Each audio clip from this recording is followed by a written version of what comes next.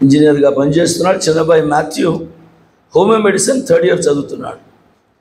నలుగురము ప్రభువుని నమ్ముకొని రక్షించబడి ఆరాధనలో పాలు పంపులు పొందేవారం. సంఘ సేవలో ప్రభులో ముందుకు సాగుతున్నాం. మా కొరకు ప్రార్థనలో జ్ఞాపకం చేసుకుంటున్నాడు.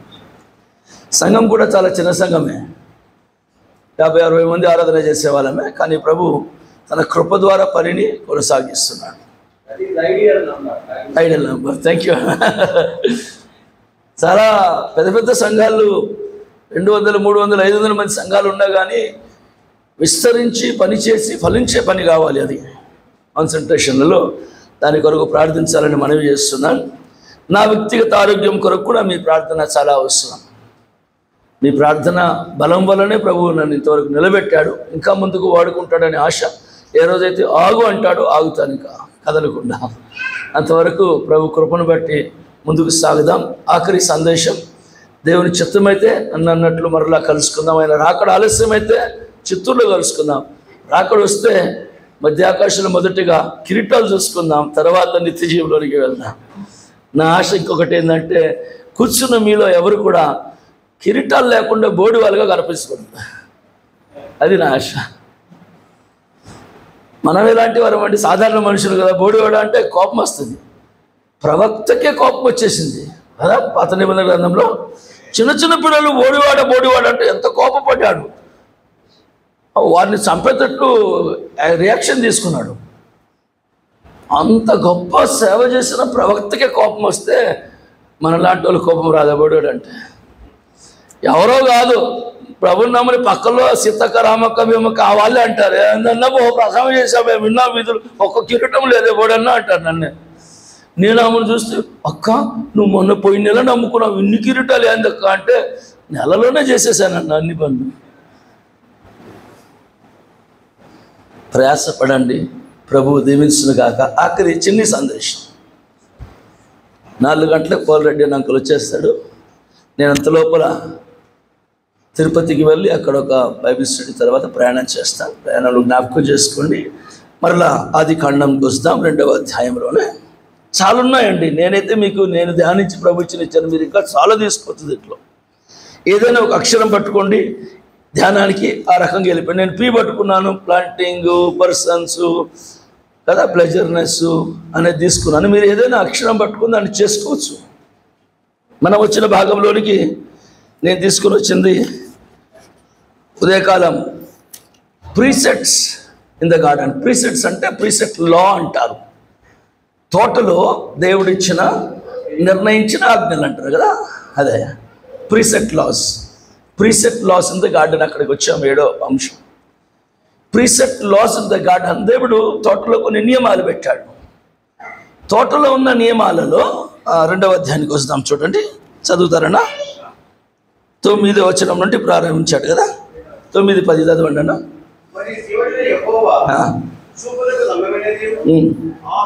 మంచి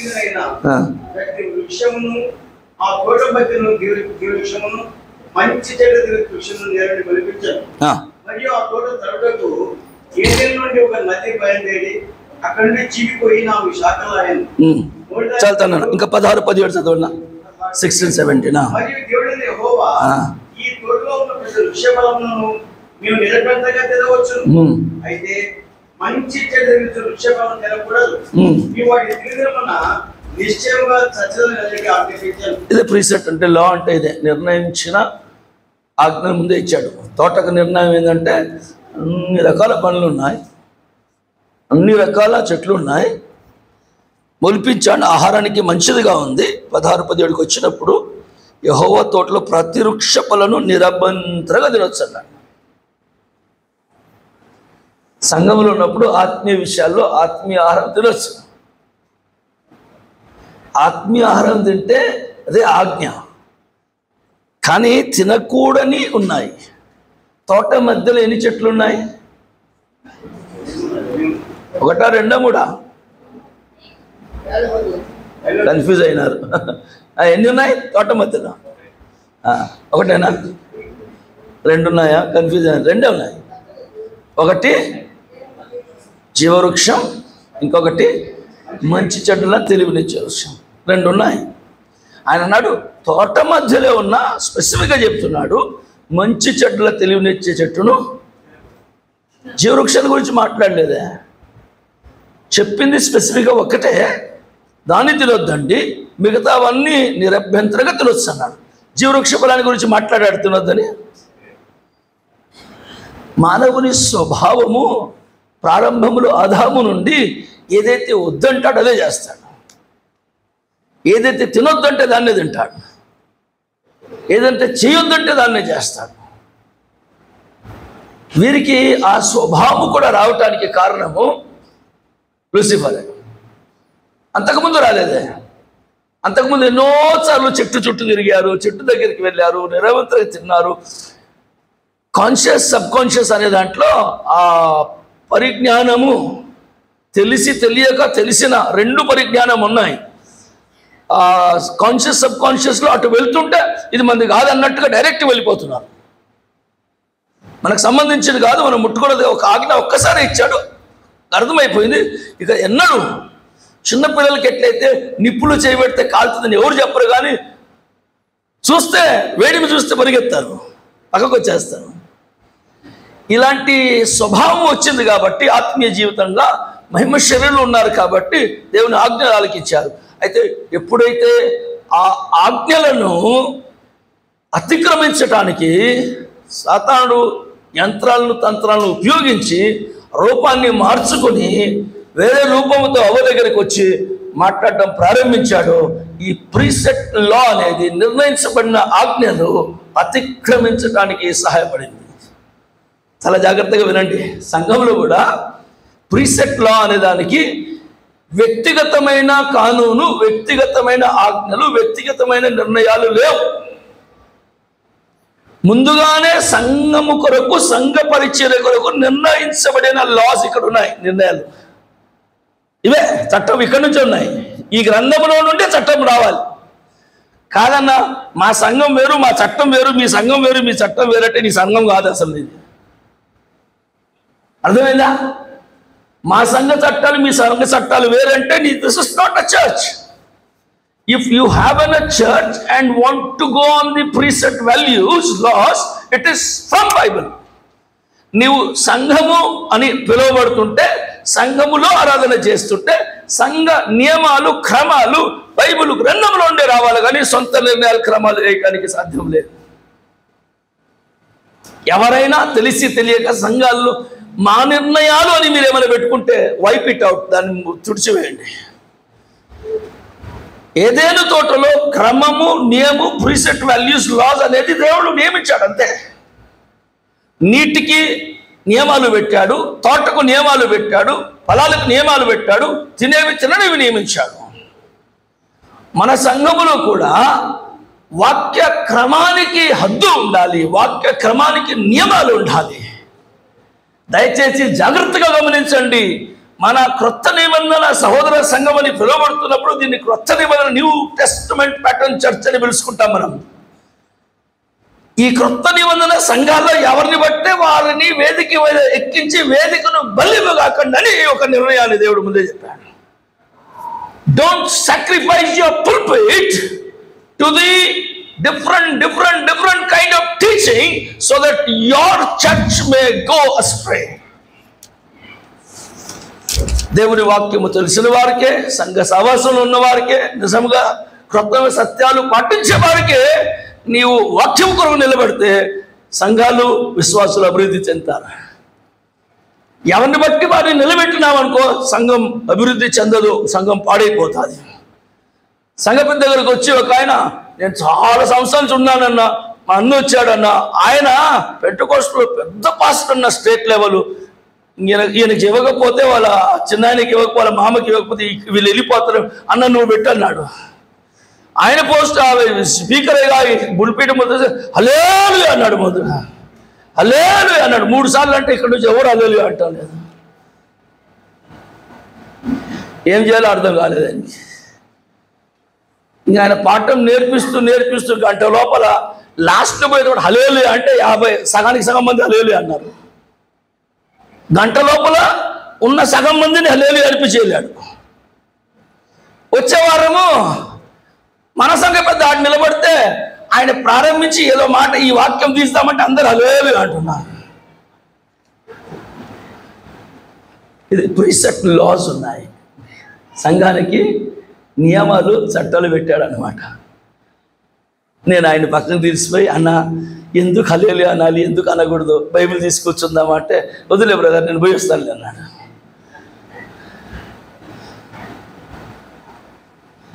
సంఘానికి నియమాలు పెట్టాడండి. ఈ ఫలం తినాలి, ఇది తినవద్దు, ఇది చేయాలి, ఇది చేయకూడదు. చాలాసార్లు మనకి ఇష్టం వచ్చిన పనులు కార్యాలు చేసుకుంటాం.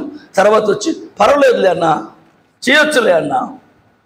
చాలా చోట్ల సంఘంలో విశ్వాసులు జాగ్రత్తగా ఉండాల్సిన అవసరం, నాయకులు, సేవకులు, సంఘ పెద్దలు ధైర్యంతో ఉండాల్సిన అవసరం రెండు ఉన్నాయి. విశ్వాసులు చాలా జాగ్రత్త. పిల్లలను పెంచుటలో, కుటుంబ జీవితంలో, వివాహ జీవితంలో, క్రైస్తవ జీవితంలో అన్నిటికీ నిర్ణయించబడిన ఆజ్ఞలు, చట్టం దేవుడు వాక్యంలో రాశాడు. రెఫరెన్స్లో తీయడానికి టైం లేదు నా దగ్గర. అన్నిటికీ చట్టాలు ఉన్నాయండి. నీ పిల్లలను జాగ్రత్తగా పెంచవలసిన బాధ్యత తండ్రి, తల్లి, తల్లిదండ్రులు ఇద్దరి మీద ఉన్నది.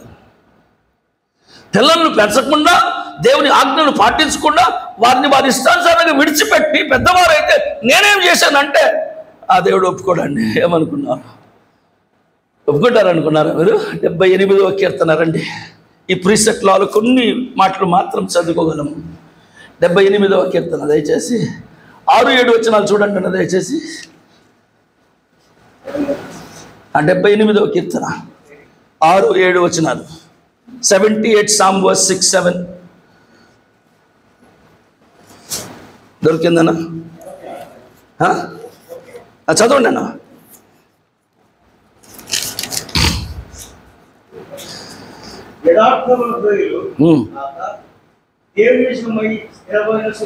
అన్న పైకి పోదాం. నాకు కావలసిన విషయాలు 4వ వచనం ఉండి, తెలుగు భాషలో 4వ వచనం ఉండి.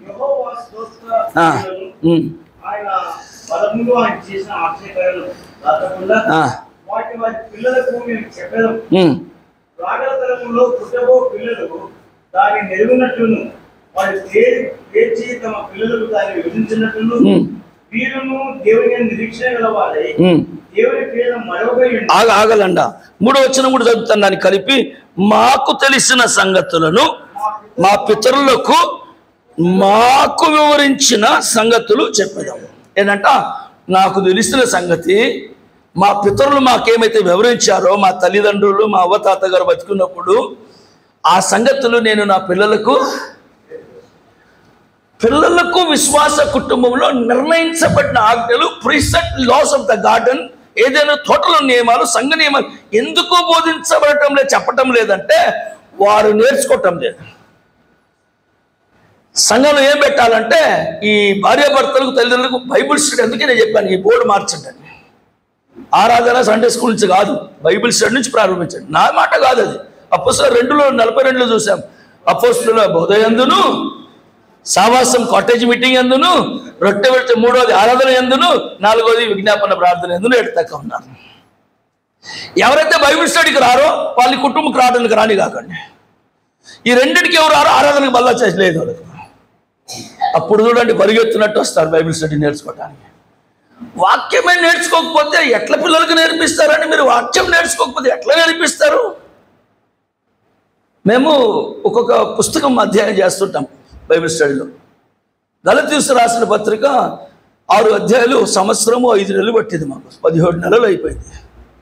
వారానికి ఒక్కసారి బుధవారం గంటన్నర, 17 నెలలు పట్టింది. సంఘములో స్థానిక సంఘం సంఘాల పరిస్థితి ఎట్లుంటే ఆదివారం ఇంతమంది కూడుకుంటారు. బైబిల్ స్టడీ వచ్చేళ్ళకి ఇంత అవుతారు, విజ్ఞాపన వచ్చేళ్ళకి ఇంత అవుతారు, ఇంకా ఉపవాస ప్రార్థన అనుకో ఇంత అవుతారు. మీ గురించి కాదు, భారతదేశం అంతా తిరిగాను అంత పరిస్థితులు అంతే. ఇంకా మీరన్నా మేలు. ఇక్కడ నేను వెళ్ళిన ప్రతి చోటలైతే సంఘం 300-400 మంది ఉంటే 250 స్త్రీలు, 100 మంది పురుషులు అంతే. స్త్రీల సంఖ్య ఎక్కువ. మీరు సరిసమానంగా కూర్చున్నారు ఇక్కడ. ఇక్కడ నుండి ఇక్కడికి రావడానికి కారణం ఏదంటే ఆదివారం మాత్రం నాది, మిగతావంతా సంఘ పెద్దలు, పరిచయం వాళ్ళు ఉన్నారు, ముఖ్యస్తులు వాళ్ళు అనుకుంటున్నాను. ప్రీసెట్ లాసెస్ నేనైతే నేర్చుకున్నానో పితరులు మాకు నేర్పించారో వారి పితరులు వారికి నేర్పించింది మేము మా పిల్లలకు నేర్పించాము. చాలా ఉన్నాయి పిల్లలకి ఏం నేర్పించాలో. బాల్యం నుండి వచ్చినప్పుడు వారిని సరిచేయాలి, మార్గంలో తీసుకురావాలి, వారికి వాక్యం చెప్పాలి, తిద్దాలి. తిద్దకపోతే తర్వాత మాట వినరు.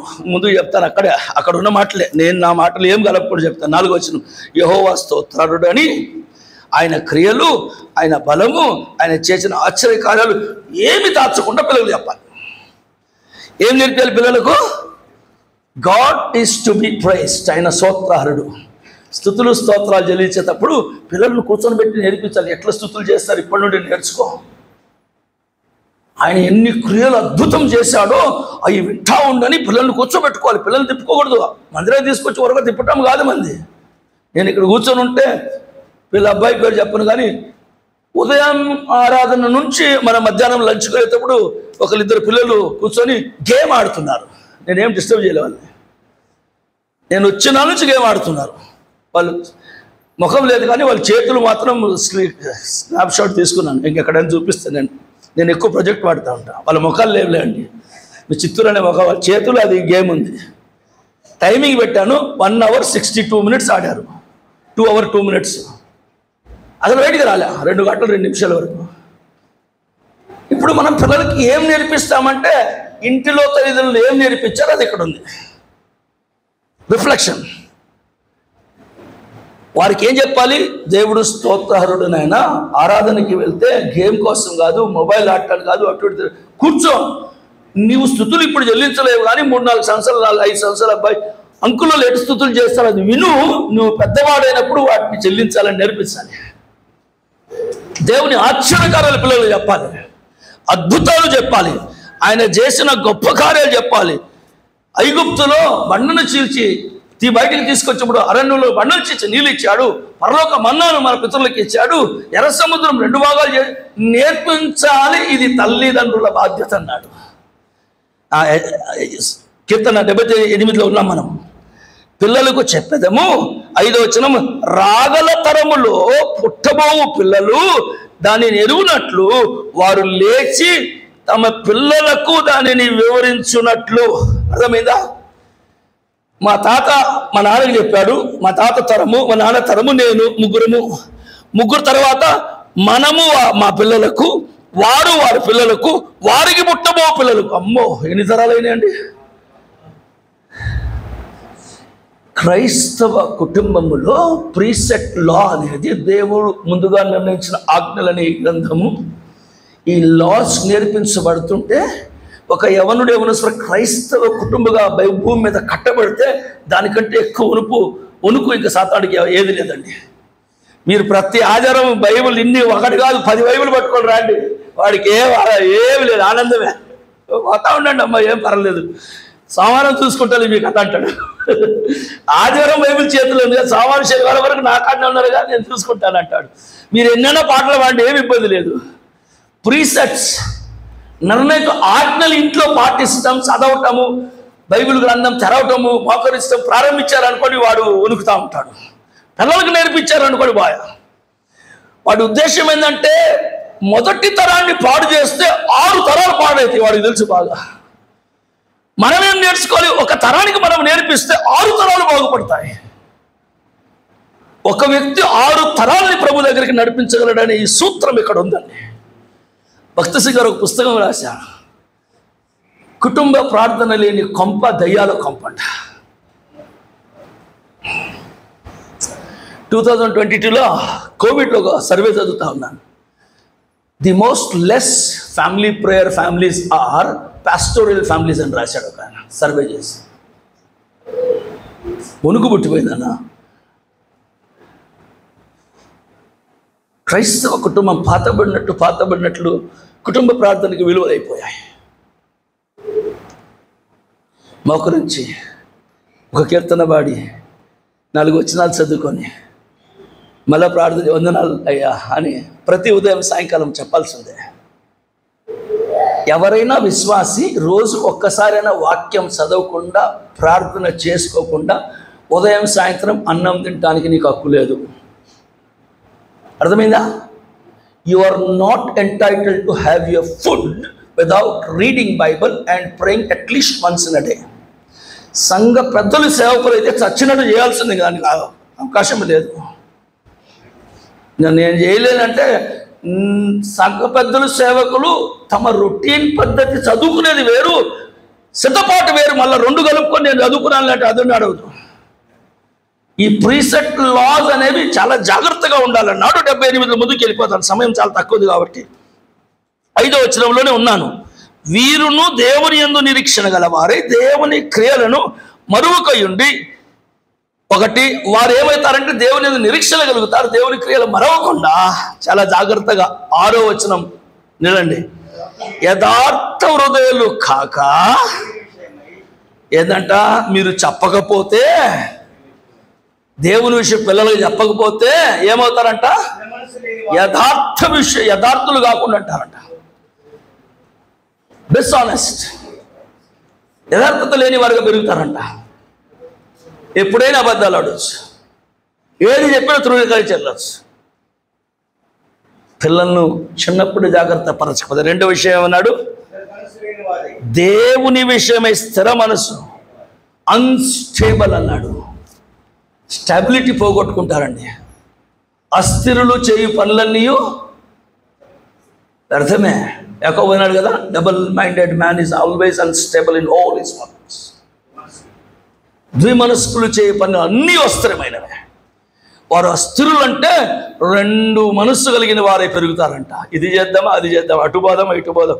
మా అమ్మమ్మ అట్లా అంటుంది, మా నాన్న ఇట్లా అంటున్నాడు, స్నేహితులు అట్లా అంటున్నారు, మొబైల్ అట్లా అంటుంది, లోకం అట్లా అంటుంది, అటు వెళ్దాం ఇటు. 2 మనస్కులు ఏక మనస్కులై పిల్లలను పెంచాలి.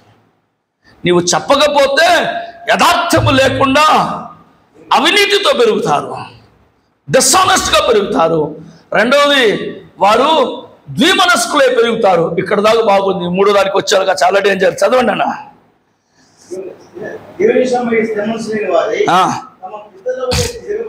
తిరుగుబాటు చేస్తారంట.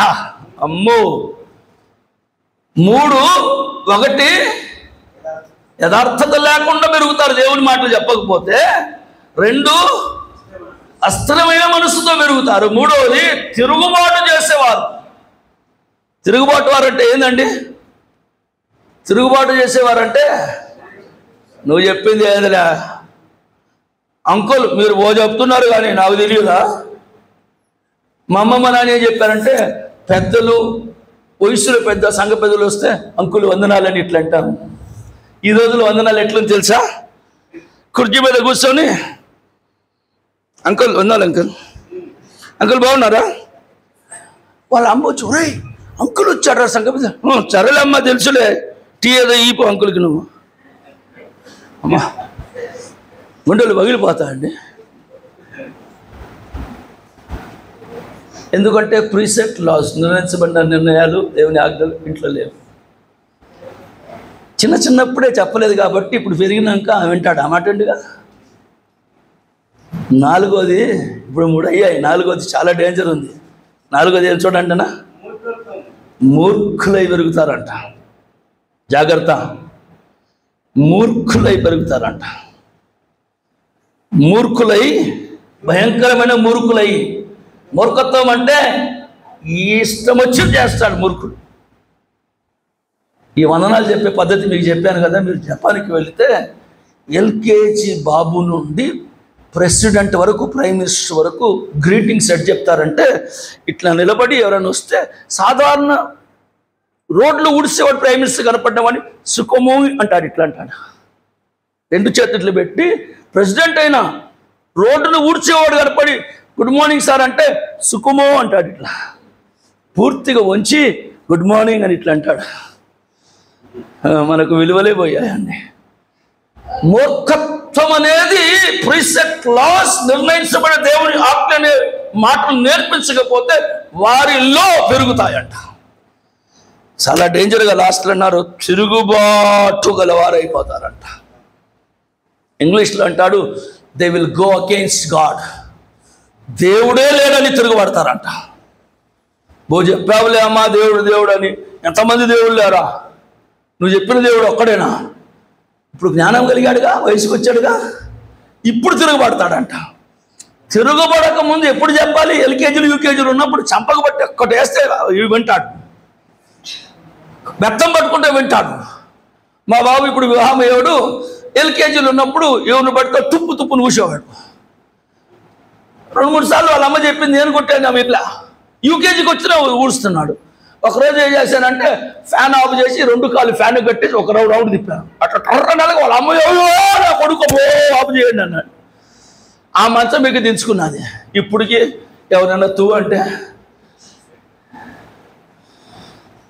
నేను అట్లా చెప్తుంటే ఒకరోజు ఆడు కూర్చుంటే బాంబేలో అయిపోయినాక అడిగారు అందరు, నిజమే నాకు కట్టింది మాకు అనిపి నిజంగానే కట్టాడు మా నాయన అంటున్నాడు. శిక్షించాలి పిల్లల్ని. చాలామంది ప్రేమిస్తారు. చాలా క్రైస్తవ కుటుంబాలు చూసి నేను చాలా బాధపడ్డాను. క్రైస్తవులను చెప్పుకుంటారు, సంఘస్థులను చెప్పుకుంటారు, కానీ చిన్న పిల్లలు ప్రక్కింట్లో అన్యులు ఏదైనా పెళ్ళిళ్ళు అయిపోయి ఏదైనా సినిమా డాన్సులు పెడితే ఇక్కడ వాడు ఎగురుతూ అమ్మ ఏం డాన్స్ చేస్తున్నాడు అమ్మ మా కొడుకు మా మనవడు అబ్బరిస్తున్నారు. సిగ్గనదే లేకుండా ఉన్నది ఆజ్ఞల కొరకు. ఈ మధ్యాహ్నం దేవుడు చాలా జాగ్రత్తగా లేకపోతే దేవుడే లేడని తిరుగుబడతాడంట. అప్పుడు యవన ప్రాణులు తిరుగుబడితే ఎవరైనా అన్నోళ్ళు వచ్చి సంగపూర్ వాళ్ళు వచ్చి అడిగితే అయిపోయిందన్న టైం 5 నిమిషాలు. ఇంకా అడిగితే అన్న ఏం చేయాలన్నా, పెద్దోడైపోయినాడు మాట వింటాం లేదంటే, పెద్దోడైపోయిన నెపాలు చెప్పి నువ్వు తప్పించుకున్న దానికి లేదని వైపు చెప్తుంది. సింహాసనం ఎదురు నిలబెట్టి నేను అడుగుతాడు దేవుడు, నేను నీకు ఇచ్చిన పిల్లల్ని ఏం చేశాను? బహుమానం ఇచ్చాను, స్వాస్థాన్ని ఇచ్చాను, అప్పగించాను పిల్లలు నీకు. మనం పిల్లలకు ఓనర్లము కాదు, మనము కేర్ టేకర్లను, వాచ్మ్యాన్లు. పిల్లలు మీరు ఏమైనా తల్లిదండ్రులు మీ పిల్లలు మీ సొంత పిల్లలు అనుకోరు. You are watchman, you are the caretaker. మీరు లెక్క చెప్పాలి ఒకరోజు పిల్లల గురించి. ఆడు నిలబడి నీకు 10 మంది ఇచ్చాను, 5 ఇచ్చాను, 2 ఇచ్చాను, ఏం చేసావంటే అయ్యా 3 బాగా పెంచాను, 4 అసలు మాటను కూడా పోయాడు అన్న, ఏం చేశాను అయ్యా అంటే చప్పకపోతే ప్రాణంలో వేస్తాడు. గింగురు మంది తిరుగుతుంది ఆ రోజు. నీకు అప్పగించాను, దేవుని కొరకు పెంచమన్నాను, ఇప్పుడు నెపాలు చెప్తావా?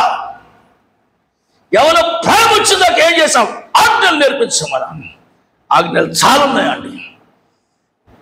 ఊగిసపోతున్నా. ఒక తల్లి విధవరాలు, తండ్రి చిన్నప్పుడు చనిపోయాడు, పిల్లడికి ఒకడే కుమారుడు. స్కూల్కి వెళ్తున్నాడు అంట. చిన్నప్పుడే స్కూల్కి వెళ్తే ఫస్ట్ రోజు ఒక పెన్సిల్ పట్టుకొచ్చాడు ఎక్స్ట్రా. తల్లి అనేది ఏంద్రా ఎక్కడి నుంచి వచ్చిందంటే, అమ్మ క్లాసులో పడి ఉంటే తీసుకున్నాను. సరేలే పెట్టుకున్నాను. వారం పోయినాక పక్కన బ్యాగ్ నుంచి 10 రూపాయలు దొంగతనం చేసి వచ్చాడు. తీసుకొచ్చి తల్లికి ఇచ్చాడు. ఎక్కడ దొరికింది అంటే, రావులు పడింది అమ్మా, దొరికింది. సరేలే అని ఆమె పెట్టుకుంది, బాగా సంతోషించింది. నిదానంగా క్లాస్ పెరిగే కొద్ది 100 రూపాయలు 200 దొంగతనాలు చేసి తీసుకొస్తున్నాడు. 10th కూడా పూర్తి కాకముందే అక్కడక్కడ అంగళ్ళు దోచుకోవడం ప్రారంభించాడు. ఎక్కడ తెస్తాడు అడగకుండా తల్లి పెట్టుకుంటుంది, ఆనందిస్తుంది, పని లేకుండా తింటామని. బాగా మంచి యవన ప్రాయం 25 సంవత్సరాలు వచ్చినప్పుడు గజ దొంగ అయిపోయి మారిపోయాడు. చిక్కిపోయాడు. మంచి దొంగతనం చేస్తుంటే చిక్కిపోయాడు. దొంగతనం పారిపోతా ఉంటే ఒకడిని చంపేసి పారిపోతుంటే పట్టుకున్నారు. ఉరిశిక్ష విధించమని జైల్లో ఉన్నాడు. జైలు వచ్చేసి రేపు ఉదయం 6 గంటల కంటే ముందు, సూర్యోదయం కంటే ముందు నీకు ఉరిశిక్ష వేయబడుతుందయ్యా, ఎవరినైనా కలుసుకోవచ్చు, ఏదైనా కోరుకోవచ్చు, నీకు ఇస్తారు. మీకు తెలుసా, జైల్లో ఒక ఆయన తెండూల్కర్ని కలవాలని కోరితే పాప తెలుగుండి పిలిపించారు. తెండూల్కర్ రావాల్సి వచ్చింది. ఏమైనా కోరుకోవచ్చు, ప్రాణం పోతుంది కాబట్టి. అడిగారు ఏమైనా ఒక్కసారి మా అమ్మను కలిసి మాట్లాడారు. ఇంతేనా? మీ అమ్మ అయితే ఎప్పుడు రోజు వచ్చేది కదా, ఈరోజు కలవాలి అంటే వచ్చాను. ఆ సాయంకాలం వచ్చి, ఉదయం పోతున్నాను, సాయంకాలం వచ్చి మాటలు దూరంగా ఉంటే కడ్డీలు ఉన్నాయి కదా జైలుకి. అమ్మ దగ్గర రాన్నాడు. దగ్గరగా ఇంకా దగ్గరికి రా, నీ చెవులో ఒక మాట చెప్పాలన్నాడు. చెవు దగ్గరికి పెడితే ఈ పండ్లు తీసుకుని కచ్చిన పచ్చి చెవును ఉరికేసి అని ఉప్పు వస్తే ఆమె రక్తమయమైపోయి అల్లాడుతూ ఉంది. పోలీసు వాళ్ళు అందరూ వచ్చి, ఏం దుష్టుడు రా, ఉదయం ప్రాణం పోతే తల్లిని ఇలా కొరికావంటే ఏమంటాడు తెలుసా ఎవరస్తుడు? నేను ఎల్కేజీలో ఉన్నప్పుడు పెన్సిల్ దొంగతనం చేసినప్పుడు చంపకు పట్టు కొట్టింటే ఈరోజు నా ప్రాణం పోయేది కాదు. నన్ను గజ దొంగగా మార్చింది మా అమ్మ. నేను ఫస్ట్ దినం 10 రూపాయలు దొంగతనం చేసినప్పుడు చంపకు బట్టి ఎక్కడ నుంచి తెచ్చావని భయం పెట్టుంటే ఈరోజు నా ప్రాణం పోయేది కాదు. నేను ఉరి శిక్షకి కారణం మా అమ్మ అన్నాడు. వెలవలలాడుతుంది తల్లి. ఉరిశిక్ష భయపడ్డాడు. ప్రేమ నా సోదర సోదరి, కళ్ళు మూసుకుందామండి. ప్రీసెట్స్ లా ఆఫ్ ది గార్డెన్, సంఘములో ముందుగా నిర్ణయించబడిన నియమాలు ఉన్నాయి, చాలా ఉన్నాయి. ఒక్క అంశమే చెప్పాను. పిల్లల గురించి, సంఘాన్ని గురించి, సేవకుల గురించి, పెద్దల గురించి అనేక నియమాలు ఉన్నాయి. కానీ కనీసం కుటుంబ నియమాలను పాలించుకుందాం, కుటుంబాన్ని పెంచుకుందాం, పిల్లలను దేవుని కొరకు పెంచుదాం, సంఘంలో ఉంటున్న యవనస్తులను దేవుని వాక్యం కొరకు పెంచుదాం, సంఘ అభివృద్ధి కొరకు పెంచుదాం, నియమాలు పాటిస్తాం, నియమాలు దాటిపోకుండా సంఘము చుట్టూ హద్దులు పెడదాం, సాతాను ప్రవేశించకుండా. ఏదైనా తోట చుట్టూ ఎలాగైతే ఆయన ప్రిన్సెట్ లా చేసి అగ్ని జ్వాలలు గల ఖడ్గము గల కెరూబులను సరాబులు పెట్టాడో అలాగ సంఘము చుట్టూ దేవుని వాక్యమని కావులు పెట్టుకుందాం. మన కుటుంబాలు దేవుడు బలపరచును గాక.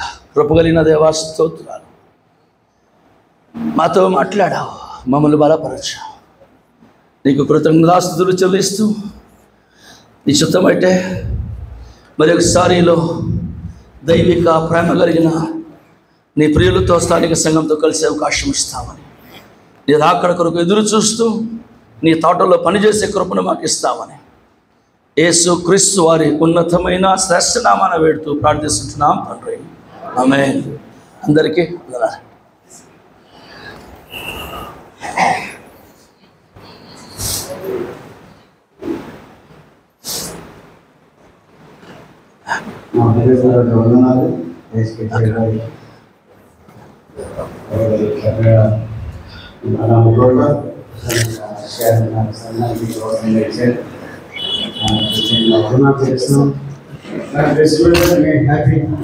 Thank you, Anna. Thank you so much.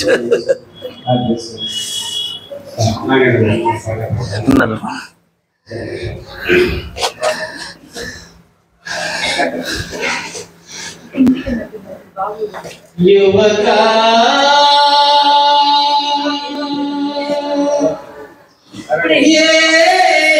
ప్రభు మాట వినరా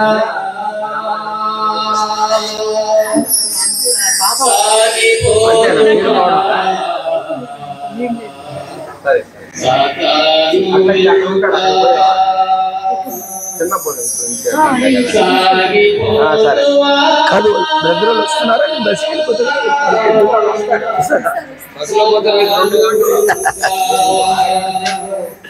okay, ready, preparation.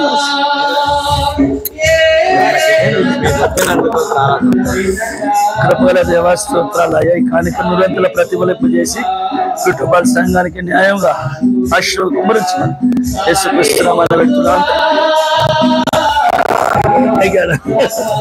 Thank you so much.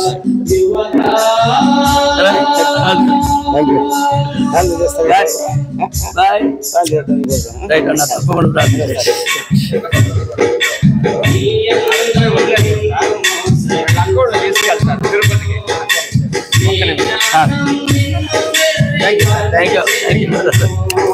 Mic అడిచారా? మైక్ మైక్ మైక్ ఇదిగోండి. మంచి పని. ఇంకా ఉంది పాట చాలా వస్తున్నాను, చాలా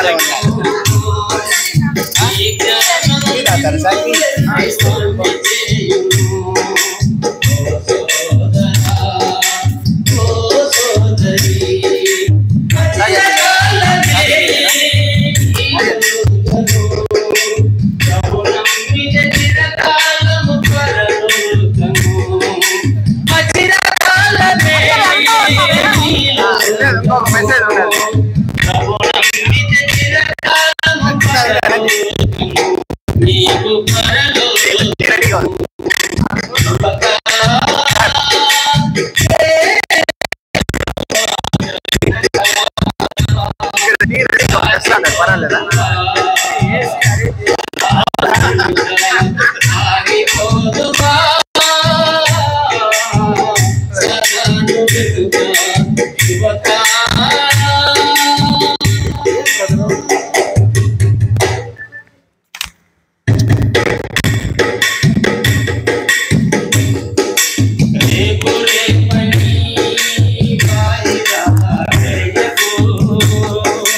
రేపే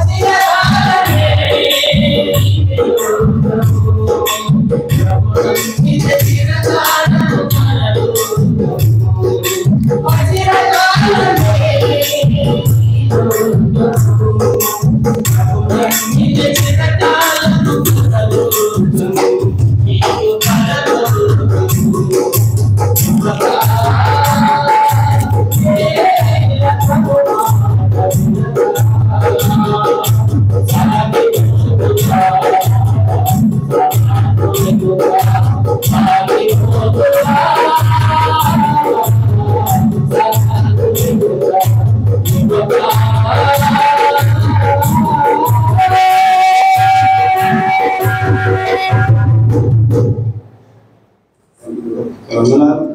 మోడీ గారు బయట ప్రార్థన చేస్తారు. సభలు వైపాటి గారు వాటి సందేశం ముందు ప్రార్థన చేస్తారు. సభలు మనం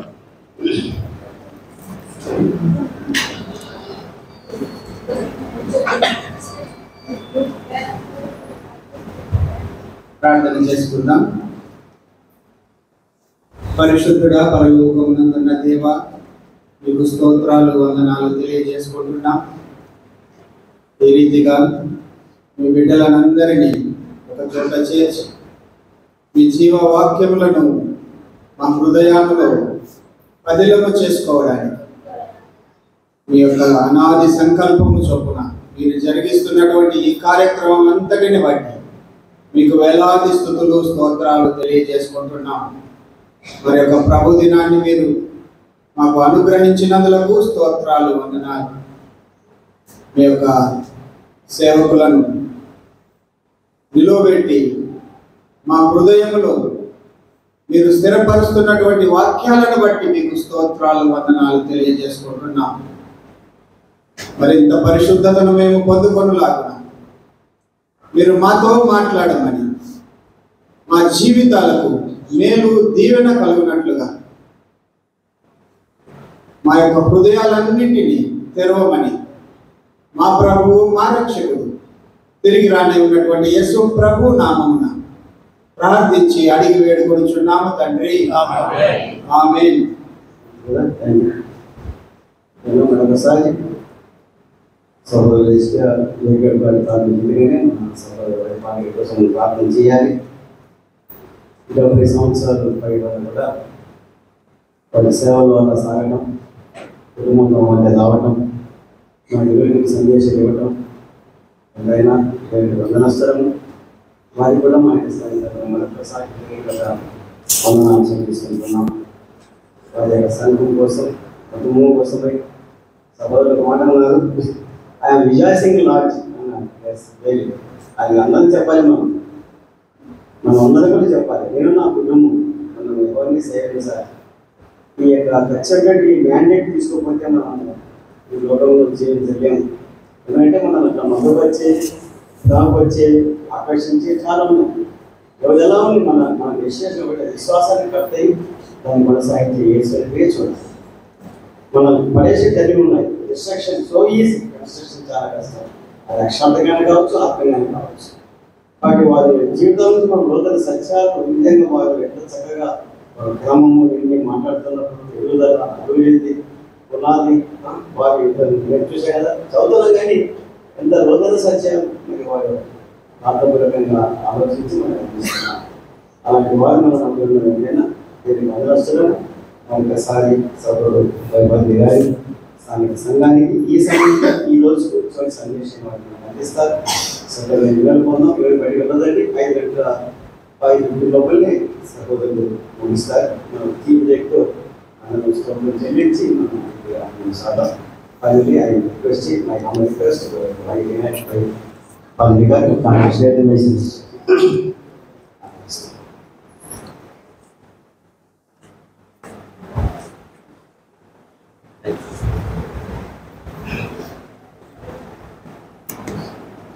లైట్ వేస్తుంది.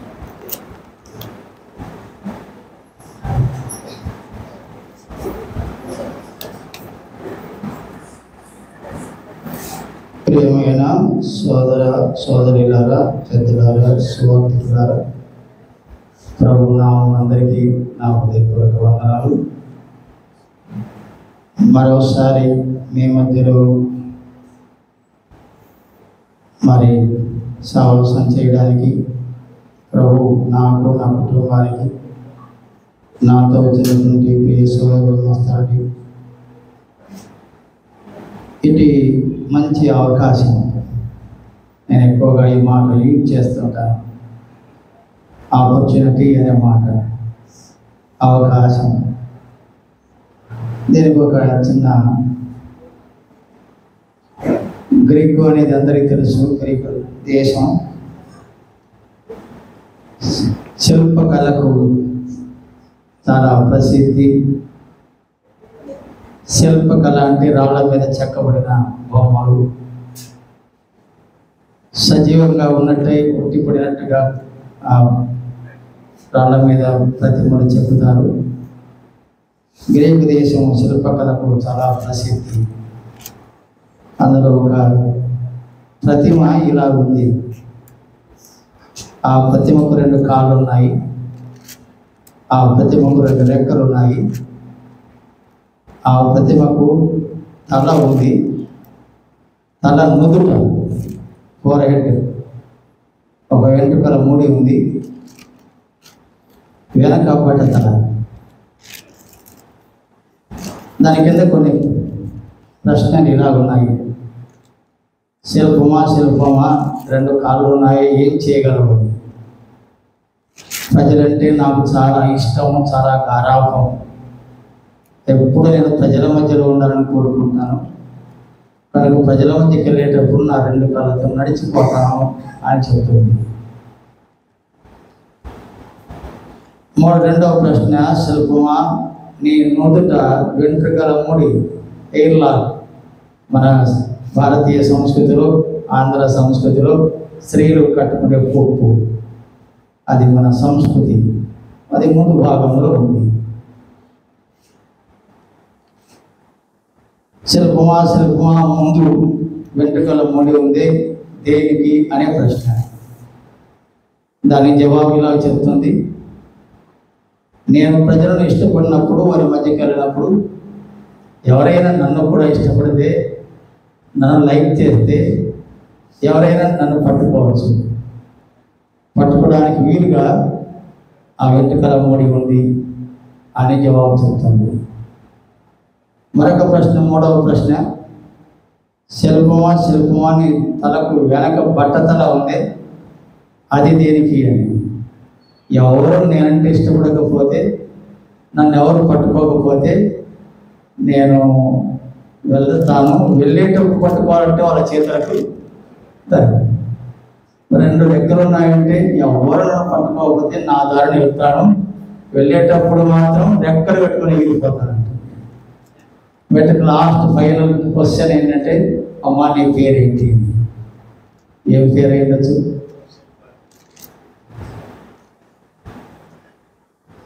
ఇలస్ట్రేషన్ అది అర్థమైంది కదా.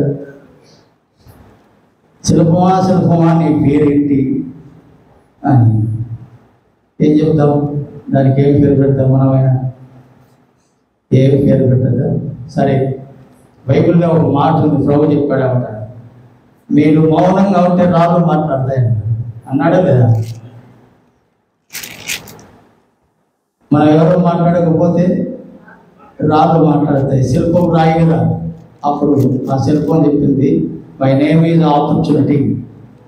నా పేరు అవకాశం. అవకాశం వచ్చేటప్పుడు ఎదురెక్కి వస్తుంది, దాన్ని పట్టుకుంటే దొరుకుతుంది, ఆలస్యం చేస్తే దొరకదు, దారిన వెళ్ళిపోతుంది. అందువల్ల నేను అవకాశం అనే మాట ఎక్కువగా వాడుతుంటాను. మాకు ఈ అవకాశం ప్రభు కృపను బట్టి మీరు మమ్మల్ని ఆహ్వానించి మీతో సహవాసాన్ని ఇచ్చారు, మంచి ఆతిథ్యం చేశారు. వచ్చిన ప్రతిసారి కూడా ఈ విధమైనటువంటి ప్రేమ ఆతిథ్యాన్ని పొందుతున్నాము. అందును బట్టి ప్రభువును స్తుతిస్తూ దేవుని వాక్యాన్ని కూడా మరి అందించడానికి కృపను అనుగ్రహించిన ప్రభువును బట్టి ఆనందిస్తున్నాను. ఈ ప్రత్యేకమైన సమయం ఇది ఒక అవకాశం. సమయం అనేది మనకు దేవుడు ఇచ్చినప్పుడు దాన్ని మంచి అవకాశంగా మనం ఎంచుకోవాల్సి ఉంటుంది. చాలా సంవత్సరాల కిందట జాన్ కొరియన్ గారు పులివెందులకు రావడం జరిగింది. ఆ తర్వాత ఆయనతో చాలా ఏళ్ళు నాకు పరిచయం లేదు. కానీ ఇప్పుడు చాలా సంవత్సరాల కిందట వచ్చినప్పుడు జస్ట్ ఒక మీటింగ్లో ఒక వాక్యాన్ని, యోహాను సువార్తలో, వెలుగు ఉండగానే వెలుగునందు విశ్వాసం ఉంచుడి. వెలుగు ఉండగానే వెలుగునందు విశ్వాసం ఉంచుడి. కొంతకాలం మీ మధ్యలో ఉంటాను, ఆ తర్వాత మీ మధ్యలో ఉండను. కనుక వెలుగు ఉండగానే వెలుగునందు విశ్వాసం ఉంచండి. ఆ మాట తీసుకుని ఆయన ఏంటి, వాట్ ఈజ్ లైట్ అనే దాని మీద ప్రాక్టికల్ లైఫ్లో, నిజ జీవిత అనుభవంలో ఆయన కొన్ని విషయాలు వెరీ సింపుల్గా, ఆరోగ్యం ఉండగానే ప్రభు నమ్ముకో, వినికిడి ఉండగానే దేవుని వాక్యం విను. ఒకరోజు వస్తుంది వినికిడి ఏమవుతుందమ్మా, చెవులు పనిచేయవు. నాకు కూడా బాగా దగ్గర వచ్చి చెప్తేనే ఏంటి వినికిడిది. కనుక విలువ ఇక్కడ ఈ రీతిగా ప్రాక్టికల్ లైఫ్లో ఏం ఎదుర్కోవాలి, మనం ఫేస్ చేయాలి అని వినికిడి ఉండగానే వినండి. తర్వాత వయసు వస్తుంది, వృద్ధులైపోతారు, చెవులు మూతపడతాయి, కళ్ళు కనపడవు. కళ్ళు ఉండగానే చదవండి, చూపు ఉండగానే చదవండి. ఎప్పుడు చదవాలి? చూపుకున్నప్పుడే. ఇప్పుడంతా వెతుక్కున్నట్టు తడబడినట్టుంది, అది ఎక్కడ కనపడదు, సరిగ్గా కనపడదు. అప్పుడు ఉదాహరణ చెప్తున్నాను. విలువ ఉంటే వయస్సు ఉండగానే ఎవరన్నగానే ప్రభు నమ్ముకో. తర్వాత వయసు వస్తుంది, వినలేవు, చూడలేవు, మాట్లాడలేవు, అర్థం చేసుకోలేవు, మొక్కలు వంగలేవు, పేరు చేయలేవు. గర్వం వస్తుంది, మంచాల పడి రోజు వస్తుంది, అనారోగ్యం పాడి హాస్పిటల్ పాడి రోజు వస్తుంది, రాక ఉంది. ఆరోగ్యం ఉన్నప్పుడే ప్రభు నమ్మకపోతే, వినే శక్తి ఉన్నప్పుడు వినకపోతే, గ్రహించే జ్ఞానం, నాలెడ్జ్, అండర్స్టాండింగ్ కెపాసిటీ ఉన్నప్పుడు వాస్తవాలు అర్థం చేసుకోవాలి. ఒక రోజు వస్తుంది, వినలేవు, చూడలేవు, గ్రహించలేవు, అర్థం చేసుకోలేవు, దాన్ని నీ జీవితంలోకి అంగీకరించలేవు. ఆ రోజు రాకముందే క్రీస్తు ప్రభు నమ్మకం. వెలుగుండగానే నేను నా సాక్ష్యాన్ని చెప్పాను అనుకుంటాను చాలాసార్లు. 21 సంవత్సరాల వయసులో నేను ప్రభువును నమ్ముకున్న విధానం, ప్రసంగి గ్రంథం 11వ అధ్యాయం 9వ వచనంలో వాక్యం, ఎవరుడా నీ యవ్వన కాలమున తింటున్నావు, త్రాగుతున్నావు, నీ హృదయం యొక్క నీ మనస్సు యొక్క ఇష్టం చొప్పున నడుచుకుంటున్నావు, కానీ నీ దేవుడు నిన్ను తీర్పులో తెచ్చుకొని జ్ఞాపకం పెట్టుకో. నేను మంచి యవ్వనంలో కన్ను మిన్ను కానకుండా తిరుగుతున్న దినాన్ని, ఎవరిని లెక్క పెట్టే స్వభావం కాదు, ఎవరు నా దగ్గర మాట్లాడడానికి అవకాశం ఇచ్చేవాడు కాదు, అలాంటి దినాలు అవి. కానీ ఆ వాక్యం నన్ను దర్శించింది. ఒక సాయంకాలం వేళ, ఎవరుడా నీ హృదయం యొక్క నీ మనస్సు యొక్క ఇష్టం చొప్పున నడుచుకుంటున్నావు, కానీ నీ దేవుడు నిన్ను సృష్టించిన వాడు తీర్పు తీరుస్తాడు. ఆ మాట నన్ను తాకినప్పుడు, తర్వాత క్రీస్తు కలవడం ప్రేమ నాకు అర్థమైనప్పుడు, నేను క్రీస్తు ప్రభువుగా దేవుడు చూసుకున్నాను. మంచి యవనస్తులు నేను ఎక్కడికి వెళ్ళినా కూడా యవనస్తులు కనబడితే నాకు చాలా ఉత్సాహం వస్తుంది. ఎవరైనా నమ్మకపోతే ఈరోజైనా క్రీస్తు ప్రభువును అంగీకరించండి. రక్షకుడు ఆయన జీవితాన్ని మారుస్తాడు, ఆయన వ్యక్తిని మారుస్తాడు. దేవుడు మార్పు చేయగలవాడు, మానవ జీవితాన్ని మార్చగలవాడు దేవుడు మాత్రమే. ఆయన జీవితాన్ని మారుస్తాడు. అలా మార్చిన వ్యక్తికి జీవనాన్ని సమకూరుస్తాడు. జీవితం ముఖ్యమా, జీవనం ముఖ్యమా? ఏది ముఖ్యం? జీవితమా, జీవనమా? జీవితం సరి లేకపోతే నీకు ఎంత జీవనం ఉందినా ఏ ప్రయోజనం? మంచి జీవితం ఉంది కానీ మంచి జీవితం లేదు. ఏం చేస్తాడు? మంచి జీవితం లేకుండా మంచి జీవితం ఉంటే ఏం చేస్తాడు? తింటాడు, త్రాగుతాడు, అన్ని చేస్తాడు. చివరికి ఏం చేస్తాడు? పాపం. జీవితం మనిషిని మార్చదు, దేవుడి జీవితాన్ని మార్చదు. వ్యక్తికి విలువ జీవితం ఉంటేనే కాదు, వ్యక్తికి విలువ జీవితం, లైఫ్. కాబట్టి సమయం ఉండగానే దేవువాక్యం చెప్తుంది, మిక్కిలి అనుకూలమైన సమయం. It is good opportunity. క్రీస్తులో ప్రభువుగా నమ్ముకొని జీవితం మార్చబడి వెలిగించబడే దీపంలాగా లోకం ఉండడం గొప్ప ఆశీర్వాదం, ఆధిక్యతతో కూడినది. నా వ్యక్తిగత జీవితంలో ఇది నేను అనుభవిస్తున్నాను. దాన్ని అది ఎప్పుడూ నాకు కొన్ని సంవత్సరాల క్రితం ప్రేరణ గారు వచ్చిన మాట, ఒక మాట నేటికి మనస్సులో హృదయంలో ఉంది. ఏ మాట అది? వెలుగు ఉండగానే, ఏమా చెప్తారా? వెలుగు ఉండగానే వెలుగునందు విశ్వాసం ఉంచు. ఆరోగ్యం ఉండగానే దేవుని హృదయంలో చోటు ఇవ్వండి. ఆరోగ్యం ఉండగానే దేవుని కొరకు సాక్షిగా నిలబడండి. ఆరోగ్యం ఉండగానే సువార్త ప్రకటించండి. ఆరోగ్యం ఉండగానే దేవుని కొరకే ఘనంగా పాట పాడండి. ఆరోగ్యం అందుకంటాడు, యవన కాలంలో యెహోవా కాడి మోయిట నేను ప్రభువును నమ్ముకున్న ప్రారంభ దినాల్లోని చదువుకున్న స్థలంలో కాలేజీకి వెళ్ళిన తర్వాత హాస్టల్లో ఉండి చర్చికి పరిచయం అయ్యి నేను ఎగరడం జరిగింది. అక్కడ నేను సేవకుడు బాగా ప్రోత్సహించాడు. నేను నేర్చుకున్న సేవ జీవితం అక్కడే. ఆ సంఘానికి వెళ్ళిన తర్వాత ఆ సేవకుడు మొట్టమొదట నాకు చీపులు ఇచ్చి ఊడ్చమన్నాడు మందిరాన్ని. అప్పుడు ఇట్లా ఫ్లోరింగ్ కాదు, మట్టి ఫ్లోరింగ్. ఏముంటుంది? మట్టి ఫ్లోరింగ్ మీద తుమ్మి ఉంటుంది. చీపు గురించి నన్ను మందిరంలో ఊడ్చమన్నాడు. ప్రభువును నమ్మిన తర్వాత మొట్టమొదటి అనుభవం చీపులు తీసుకుని సంఘంలో మందిరంలో ఊడ్చడం. ఆ మీద సాపరేయి అన్నాడు. సాపరేయడం ఆయన ద్వారా ప్రభువుకు నాకు నేర్పినటువంటి మాట దీనంతో తగ్గించుకోవాలి. మా అమ్మ చెబుతుందా నన్ను ఊడ్చుకోవాలి? ఎవరైనా తల్లి ఊడ్చరా అని అంటారా? ఏ తల్లి చెబుతున్నావు? చెప్తారా మీ పిల్లలకు? నేను లేదంటారు. ఇంకా మా అమ్మ కూడా చెప్పలేదు, కానీ సేవకు చెప్పాను. మా అమ్మ చెప్తే వింటానా? వినను.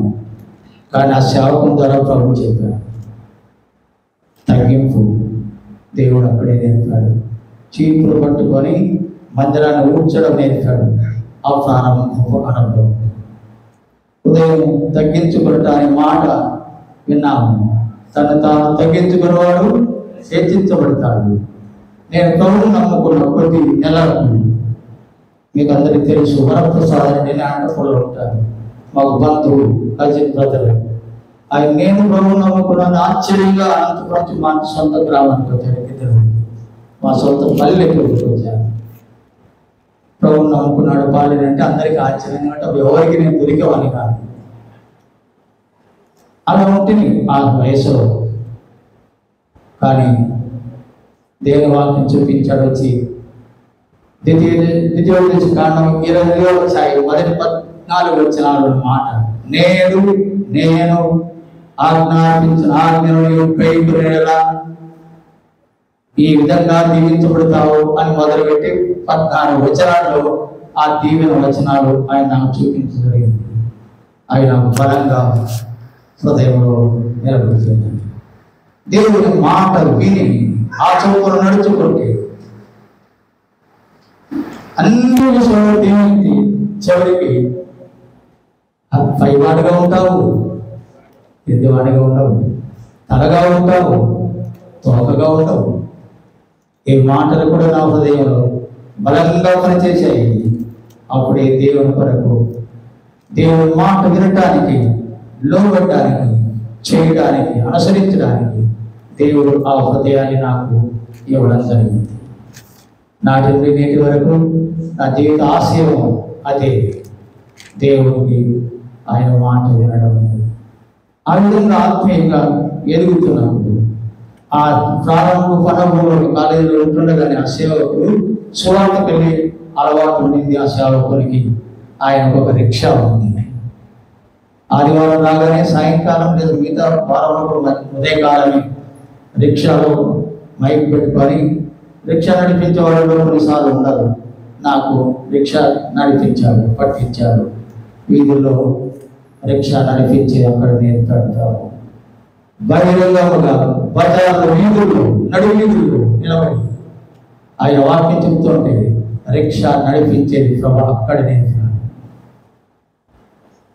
ఎవరు కానీ యెహోవా కానీ మోయుము అన్న మాట బలంగా పనిచేయడం బట్టి రిక్షా ముట్టడానికి సహజంగా స్టూడెంట్గా స్టూడెంట్గా అప్పుడు ఇష్టపడతావా?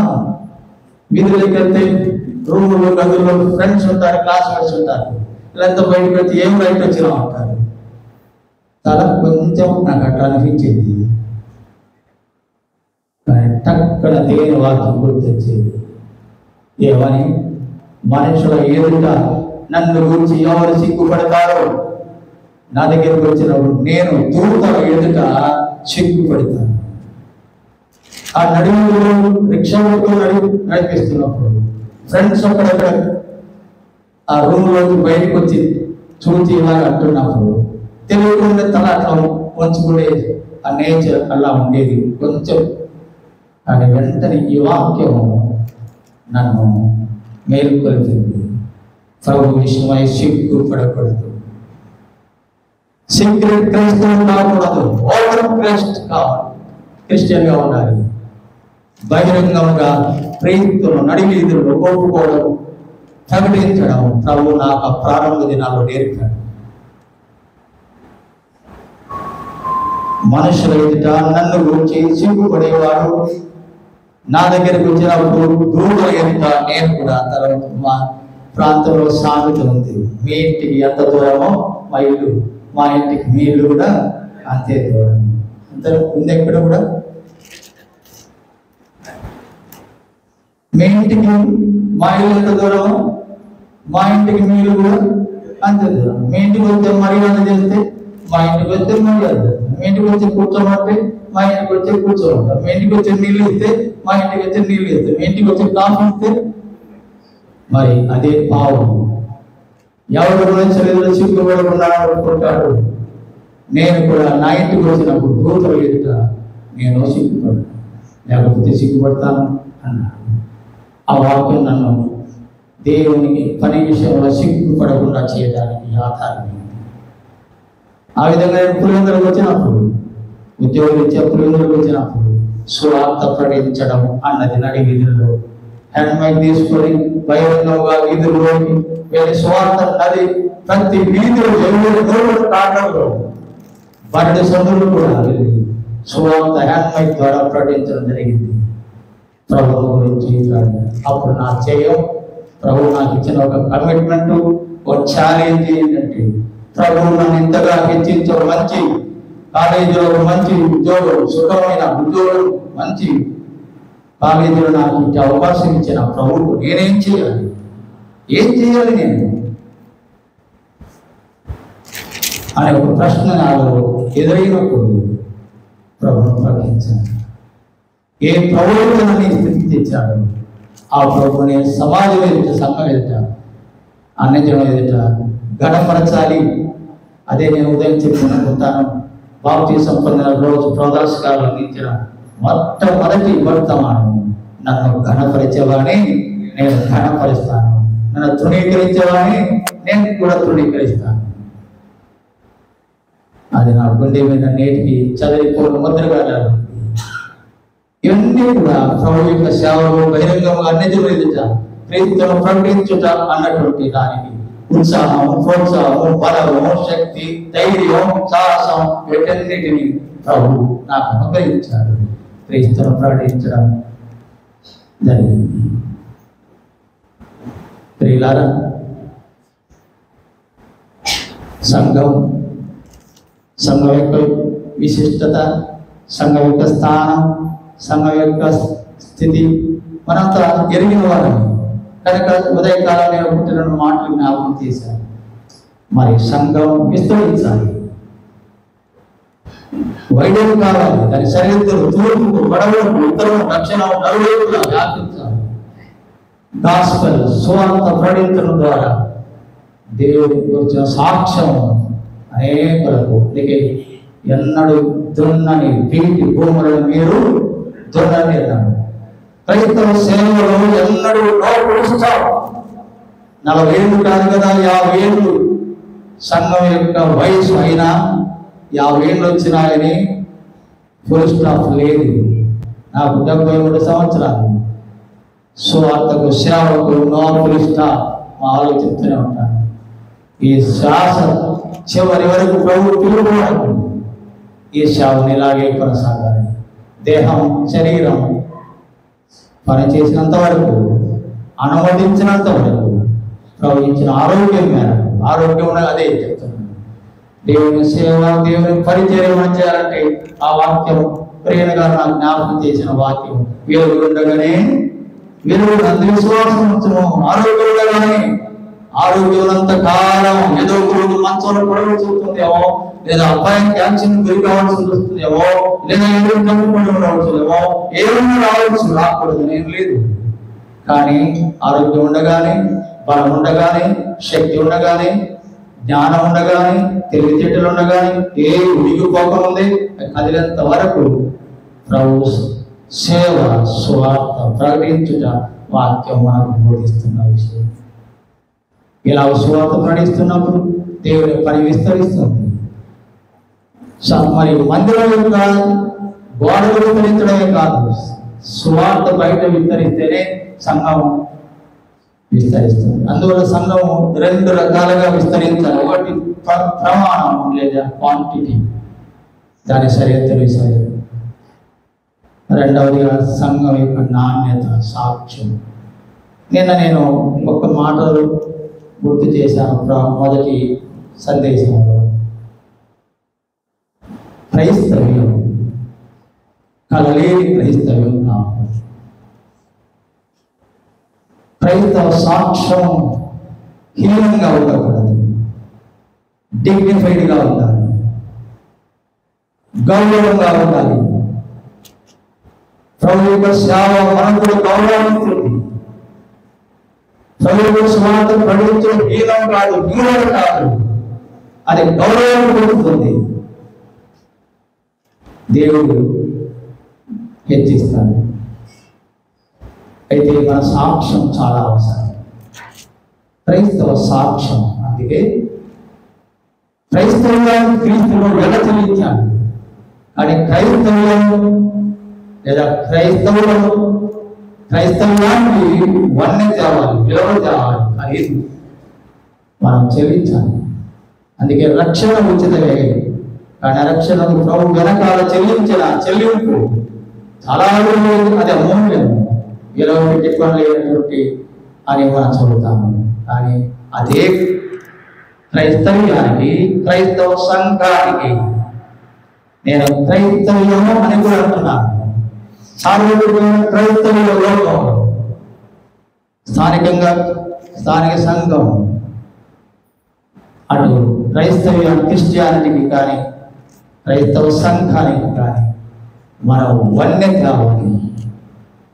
దాని ఏ మాటలు తినమని చెప్పవచ్చు, క్వాంటిటీ క్వాలిటీ అనే మాటలు మనం వాడుకోవచ్చు.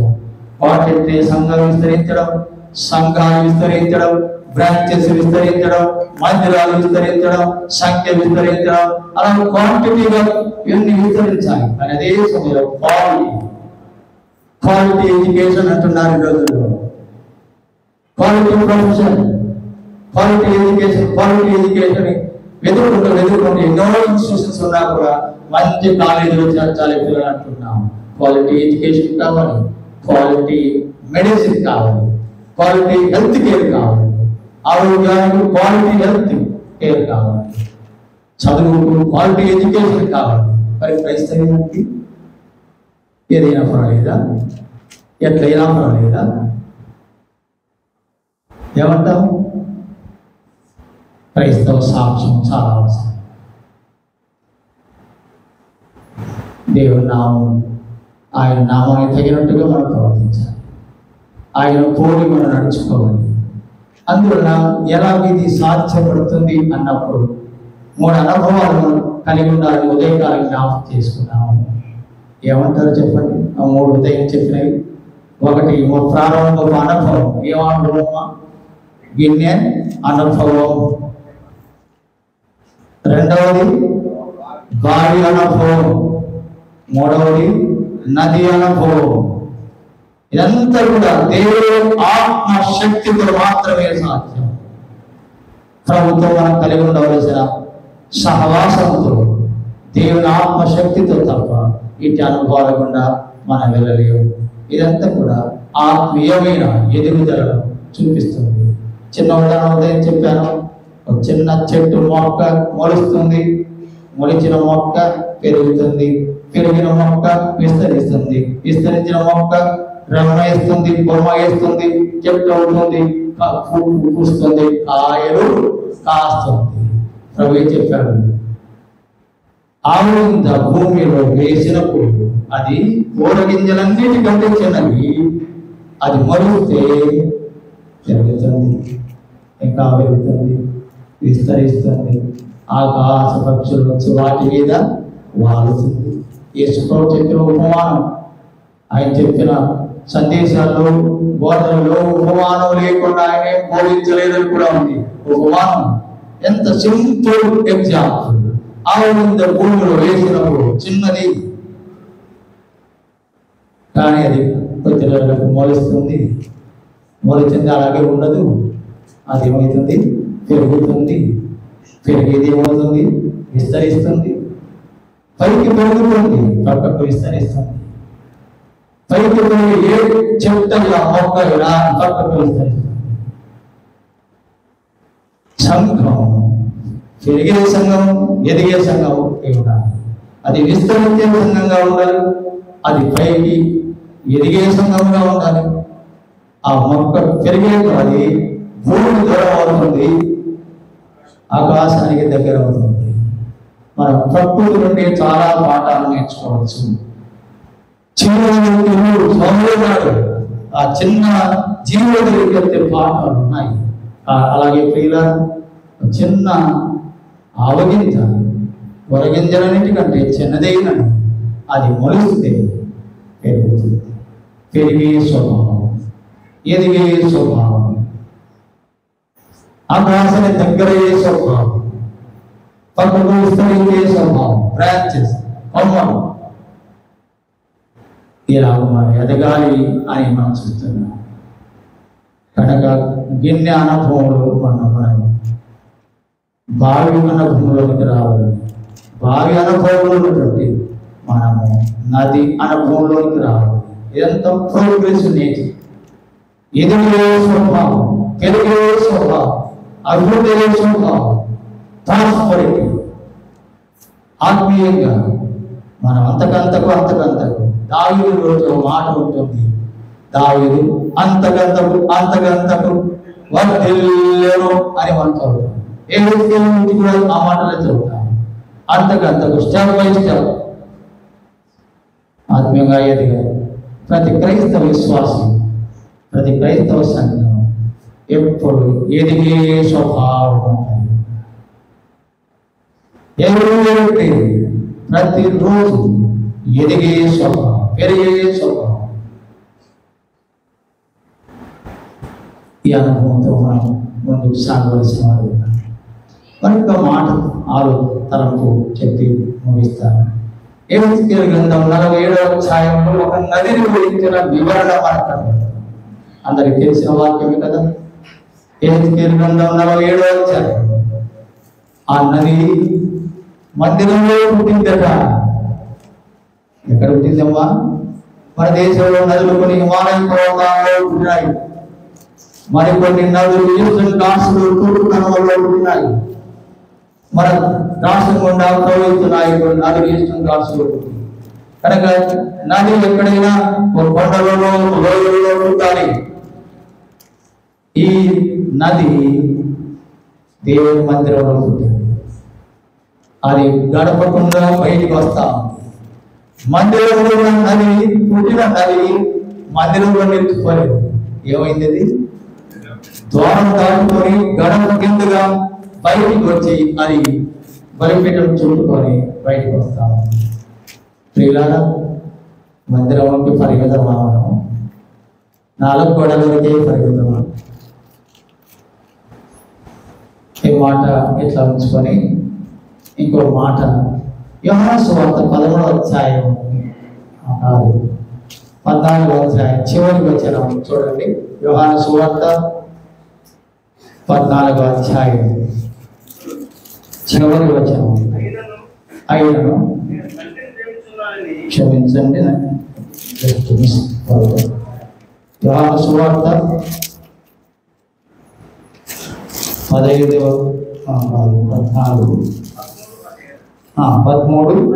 17 కాదు నేనేం చెప్తాను. జస్ట్ 14వ అధ్యాయం చివరికి వచ్చాను 31వ వచనం. అయినను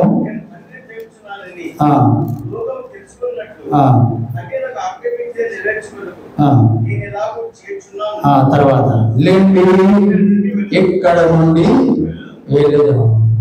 అరే అందుకో లేవండి వెళ్తా.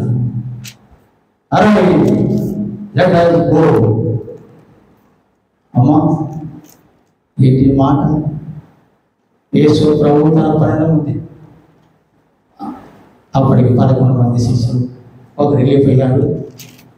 వారితో అంటున్న మాట లేండి, గదిలో మాత్రమే కాదు, గది బయటికి వెళ్ళాలి. రాత్రంతా మెడ గదిలో ఉన్నారు. ఆ తర్వాత శిష్యులతో అంటున్నాడు లేండి ఇక్కడ నుండి వెళ్ళి. నేను దీన్ని ఇలా అర్థం చేసుకున్నాను, దాన్ని నా జీవితంలో అప్లై చేసుకున్నాను. మెడగదికి మాత్రమే పరిమితం కాకూడదు. మందిరంలో 4 గోడలకే కాదు మన సాక్ష్యం.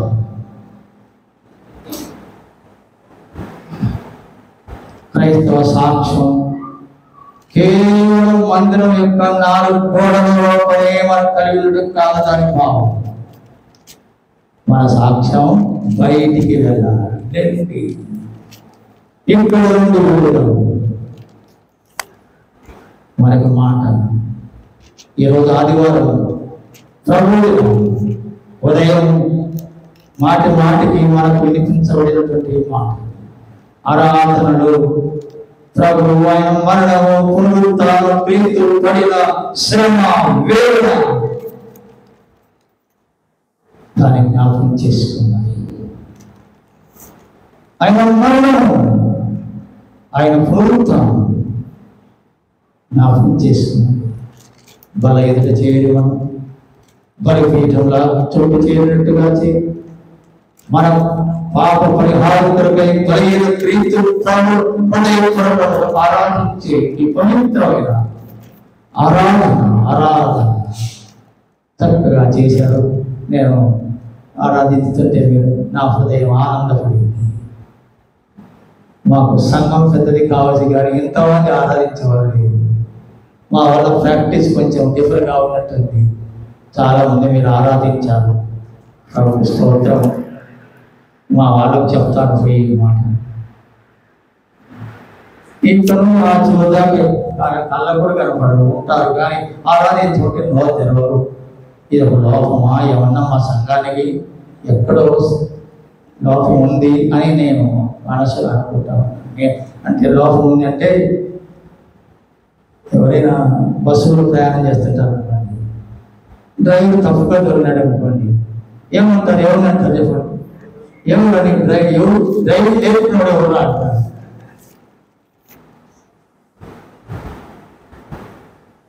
ఎందుకంటే డ్రైవర్ కాదు తప్పటి ఎవరంటారు? నీవు డ్రైవింగ్ ఎవరు చెబుతారా అంటారు. చాలాసార్లు మేము వాక్యాన్ని బోధించే బోధకులు, సంఘాలు నడిపించే నాయకులు, సంఘ పెద్దలు, సంఘాల యొక్క తీరు, సంఘాల యొక్క నడక, సంఘాల యొక్క ప్రవర్తన, సంఘాల యొక్క చిన్న విధానం, భయభక్తులు నడిపించే నాయకుల మీద మన మీద ఉంది. సంఘంలో ఏదైనా లోపం నాయకులు బాధ్యపడుతుంది. ఉదయం ఆరాధిస్తుంటే మీరింతమంది, నాకు ఇదే ఆలోచన వచ్చింది.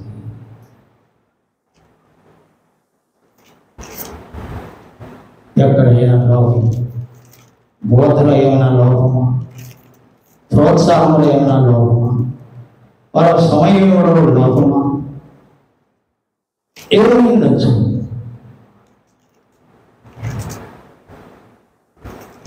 ఎంతమంది దేవుడు ప్రభువు ఆరాధిస్తున్నారు, త్వరగా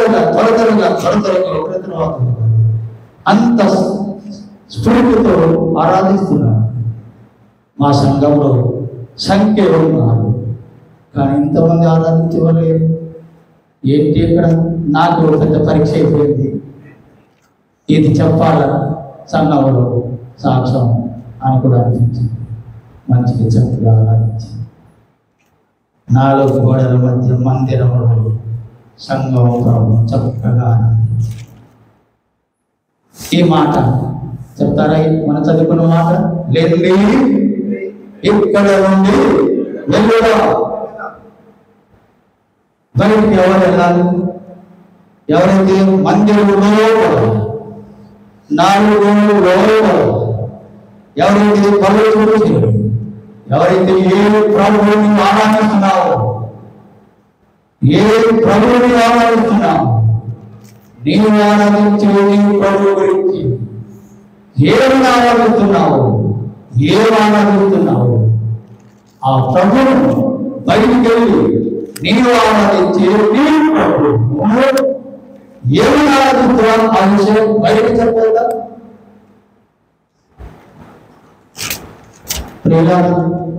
సంఘం లోపల మందిరం 4 గోడల సాక్ష్యం అవసరమే, కానీ మన సాక్ష్యం ఎంతవరకు వెళ్ళాలి?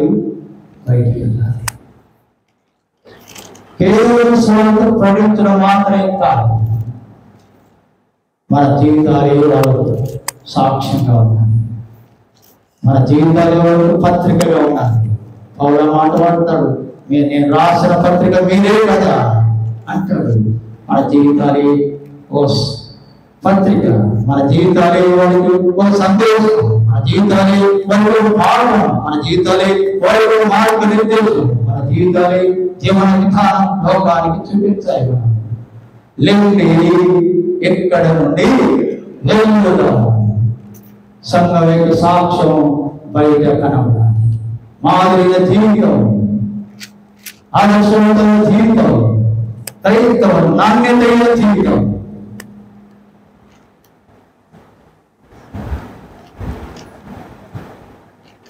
పరీక్షించుకున్నాం. మన సాక్ష్యం మందిరం లోపల మాత్రమే కాదు, మన సాక్ష్యం బయట లోకంలో బహిరంగ ఉండాలి.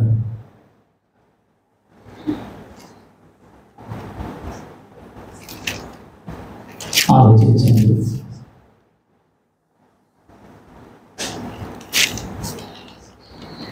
ఇది ఎలాగో మనం పొందుకోవాలి? సంఘం యొక్క సాక్ష్యం లోకంలో ఎలాగో కనబడాలి, ఎలాగో ప్రభువు లోకానికి కనపరచాలి, చూపించాలి. ఇది అవసరం కదా, దీని భావం అదే కదా. అలా చేయడానికి ప్రభు ఈ సంఘం పట్ల, అలాగే మన సంఘాల పట్ల, క్రైస్తవ లోకం సార్వత్రిక సంఘం. ఉదయం నేను చెప్పాను కదా, నాకు ఉండవల్లి అరుణ్ కుమార్ గారు ఒక ఎంపీగా పనిచేసిన వాడు, ఒక సద్బ్రాహ్మణుడు. మణిపూర్లో జరుగుతున్న సంఘటన చూసి ఎందుకు భారతదేశంలో ఏ విధంగా క్రైస్తవులు పడి ఏడుస్తున్నారు. బైబిల్ జరుగుతుంది, మా ఇంటి కూడా బైబిల్. నా భార్య క్రిస్టియన్స్ చూడడం జరిగింది, నా భార్య దగ్గర బైబిల్ తగ్గించుకో హెచ్చిస్తాను బైబిల్ చెప్తుంది. క్రైస్తవులు ఎక్కడ భారతదేశానికి హాని చేస్తున్నారు. ఎందుకు రాదు క్రైస్తవులు అనగు అని దుష్ప్రచారం దేనికి అని చెప్తుంటే నాకు ఎంత ధైర్యం వచ్చింది. అలాంటి 10 మంది మన చుట్టూ ఉంటే వాళ్ళు ధైర్యంగా ప్రకటిస్తాం కదా. అలా అందరూ సపోర్ట్ చేస్తుంది. మాకు కూడా కొన్ని పల్లెలకు వెళ్తే మా స్టూడెంట్స్ ఉంటారు. నాకు కొద్దిగా అనుభవం, ఎవరికి వెళ్ళినా స్టూడెంట్స్ ఉంటారు. వాళ్ళు ఇప్పుడు చాలా మంది టీచర్లు అయినారు. ప్రతి ఊళ్ళో, ప్రతి స్కూల్లో, ఏదో స్కూల్లో నా స్టూడెంట్స్ టీచర్స్గా ఉంటారు. 2 సార్లు ఉన్నాను సార్ అంటారు. దేవుని సేవకు ఉపయోగపడతారు. రండి, రామస్వామి దేవాలయాల దగ్గర ధ్వజస్వరం దగ్గర ఎప్పుడు వాళ్ళు ఎవరుతారు, వాళ్ళు సపోర్ట్ చేస్తే ధ్వజస్తంభం నిలబడి వాక్యం సువార్త చెప్పమంటే శక్తి రాదా, బలం రాదా, ధైర్యం రాదా, గట్టిగా ప్రయత్నం అలాంటి బయట నుండి సపోర్ట్ కావాలి. సువార్తకు అది బలమిస్తుంది, ప్రకటించే మనకు ధైర్యం ఇస్తుంది. అప్పుడు అన్ని జనాంగములు మరింత నిర్భయంగా స్వేచ్ఛగా దేవుని వాక్యాన్ని మనం అందించడానికి అవకాశం ఉంటుంది. ఎలా వస్తుంది? మన సాక్ష్యం ద్వారా, మన సాక్ష్యం ద్వారా క్రైస్తవ విలువలు మనం పెంపొందించుకోగలిగితే, సత్ప్రయుతులుగా మనం ఉండగలిగితే, అన్నిలో మన పక్షంగా సాక్ష్యం ఇచ్చి వారి మన పక్షం నిలబడి క్రైస్తవ్యానికి, క్రైస్తవ సేవకు వ్యతిరేకమైన శక్తులు అడిగిపోవాలంటే వారి నుండి సంపూర్ణ అలా రావాలంటే మన యొక్క క్రిస్టియన్ వే ఆఫ్ లైఫ్ అనేది సాక్షాత్తంగా ఉండాలి. ఇలా ఉండటానికి మనం ఆత్మీయంగా ఎదగాలి. నో అదర్ వే, వేరే పద్ధతులు ఏమి లేవు, వేరే మెథడ్స్ ఏమి లేవు. మనం దేవుని పిల్లలుగా ఆత్మీయంగా అంతకంతకు అంతకంతకు అంతకంతకు ఎదగాలి. చివరి మాట నేను 47వ అధ్యాయం ఎహెజ్కేలు గ్రంథం అన్నాను కదా, అందులో నది మందిరంలో అది పుట్టింది, అది ప్రవహించింది, గడప కమ్మల కింద వస్తా ఉంది, ప్రవాహంగా వెళ్తా ఉంది. దేవుని సేవకుడు వచ్చాడు, అదో నది చూపుతాను రా అని తీసుకుని వెళ్ళాడు, దూరం దిగినాడు. 4 లోతులు అక్కడ దిగబడ్డాడు. ఒకటి మొదటెంత లోతున గిరిగల లోతు, తర్వాత మోకాల లోతు, తర్వాత నడుముల లోతు, తర్వాత తన లోతు మునిగెంత లోతు 4 లోతులు వెళ్ళాడు దైవజనుడు. ఈ అనుభవాలు మన జీవితం ఫైనల్గా 4వ లోతు ఎంత లోతు అంట, మునిగిపోయి నీళ్ళలో తల మునిగిపోయేంత వరకు వినంటే ఒక చిన్న మాట తర్వాత తీస్తారా, మాట చదువుతారా? ఎహెజ్కేలు గ్రంథం 47వ అధ్యాయం 7వ అధ్యాయం 47వ అధ్యాయము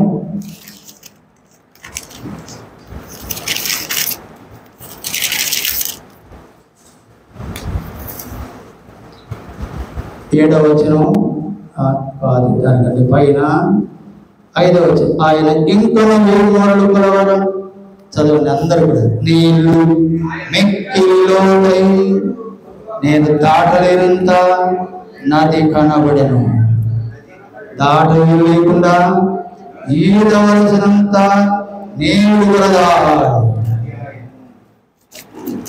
మొదటి లోతు గిరిగిల లోతు, ఇంకో కొంచెం ఏముండగా మోటార్లో లోతు, ఇంకో కొంచెం ఏముండగా నడువులో లోతు, ఇంకా కొంచెం చివరిగా మరొక ఏముండు వెళ్ళగా తన మునుగునంతగా ఈదవలసినంతగా.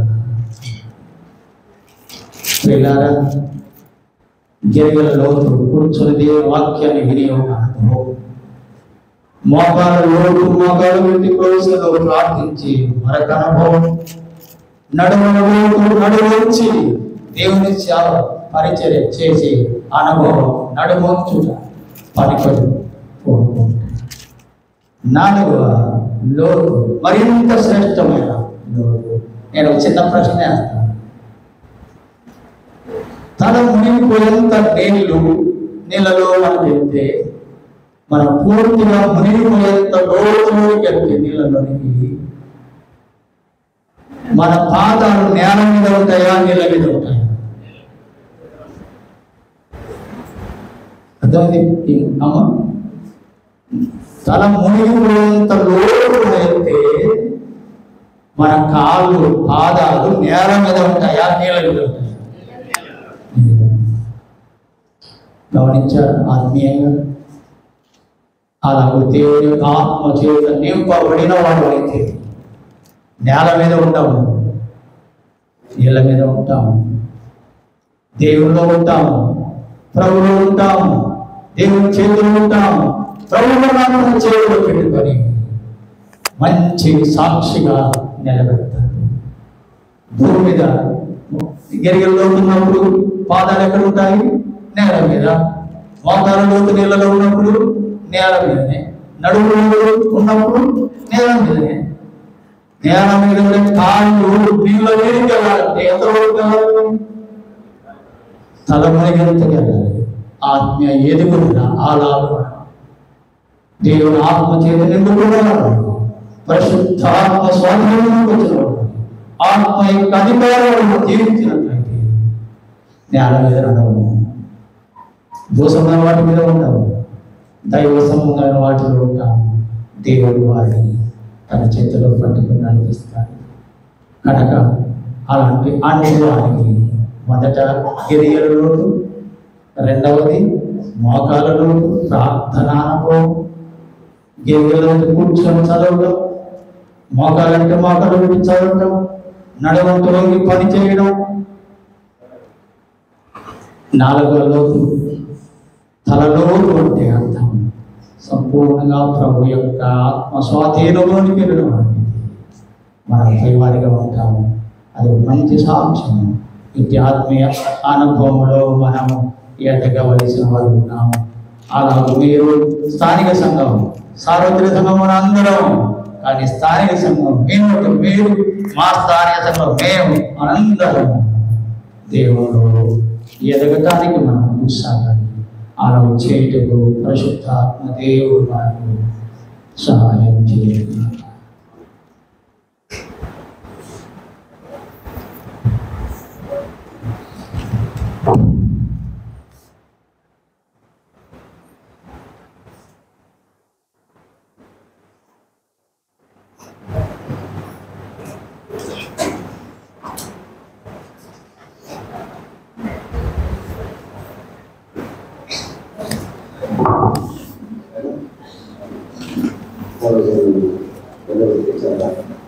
వర్తమానాలు మనం విన్నాం. ఇద్దరు కూడా చేశారు. కైపట్లకు ఆత్మీయంగా వెళ్ళడానికి, ఒక క్రమంలో సాగడానికి, సేవ తత్పరత, వాళ్ళకు స్థానిక సంఘటనకు రావటం వెళ్ళేది కూడా జ్ఞాపకం చేశారు. కోటి వాతావరణం మన సభలోకి వేసారు. భవిష్యత్తు ముందు పెట్టండి, ఆధార్ జ్ఞాపకం చేశారు. నిజమే, మనము దేనికి ప్రార్థిస్తున్నాం. చాలాసార్లు మనం most prominent only worship on Sunday 20 days చెప్పారు కదా. ఇది మన క్రైస్తవంలో కనుమతి కావాలి. చాలా సమయం ప్రార్థన కావాలి, భవిష్యత్తు కావాలి, ఆధారాలు కూడా చేయాలి. కాబట్టి క్రైస్తవంలో కళ